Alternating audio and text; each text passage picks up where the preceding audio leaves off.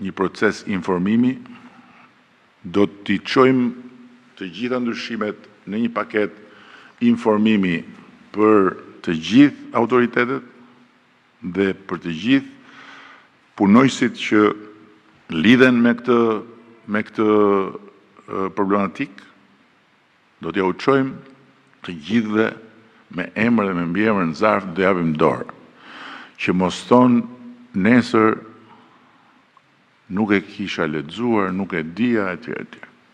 Të gjithë. Do t'ja çojmë të gjithë gjykatësve të gjykatës administrative. Se dhe ata janë shumë të zënë, edhe kanë shumë ngarkesë, edhe nuk kanë kohë mbase që t'i lexojnë. Madje atyre do t'ja u bëjmë dhe me shpjegime, sepse është një fushë specifike që shpeshherë edhe nuk e kuptojnë dhe nuk kanë faj. Dhe i mirë kuptojmë në mos kuptimin e tyre dhe t'ja u çojmë emër mbi emër çdo gjykatësi të gjykatës administrative, të gjitha ndryshimet me të gjitha shpjegimet teknike dhe do i vëmë dispozicion edhe ekspert në rast se ka nevojë për sqarimet më teshme.